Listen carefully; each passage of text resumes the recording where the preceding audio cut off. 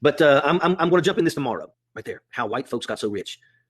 The untold story of American white supremacy. I mean, I just read about the Indian land grab, and I'm like, my gosh, man, good Lord. No wonder we don't want to teach the truth. No wonder we don't want to teach the truth, because that means we've got to look people in the face and say our forefathers were the worst people in the history of mankind. The things that they did, that manifest destiny, that kind of mentality has been atrocious. What we have done to the African Americans, the estimated number of wealth that came from slavery, from free labor, and that's what it was. And they estimate that the amount of money that came from slavery was around $24 trillion. You can't even grasp that much money. The average person has a hard time grasping what $1 billion is. $1 trillion. Holy shit. And a lot of people don't want to admit the truth, because a lot of people also are scared that what happens if we actually do have to maybe pay reparations. Understand that everything, that beautiful Capitol in Washington, D.C. was built by slave labor.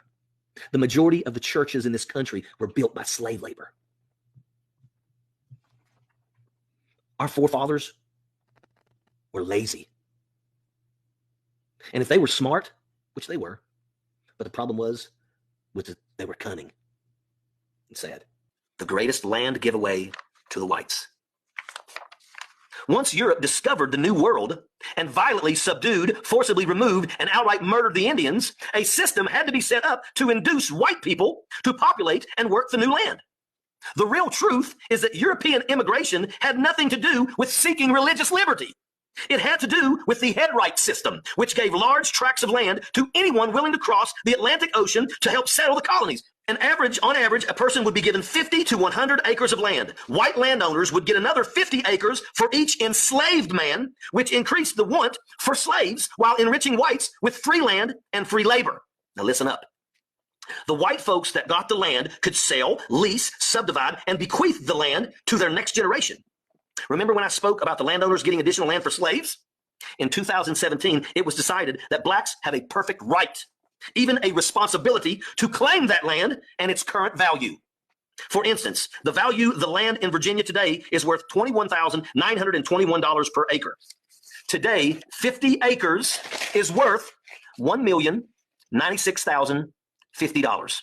This means that if the forcibly imported Africans were to receive their head rights like the white Europeans did, the 625 million acres of land today would be worth $13.7 trillion.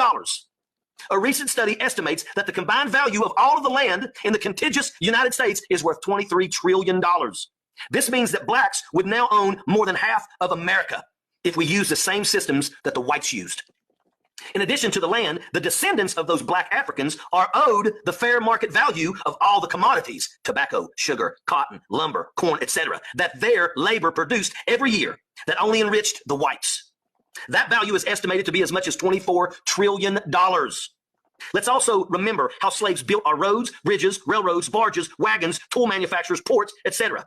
Should have came with the promise of 40 acres and a mule, but never did. The blacks' generated assets cannot even be measured, but it did from the economic foundation for our current world dominance. It formed our economic foundation for our current world dominance. If we ever want to provide a measure of justice, we would return the land to the Native Americans, but don't hold your breath. Part of the critical race theory is crushing conversations like these from ever happening. Even though we know our government will never do the right things concerning the past, it doesn't mean that we shouldn't know the truth.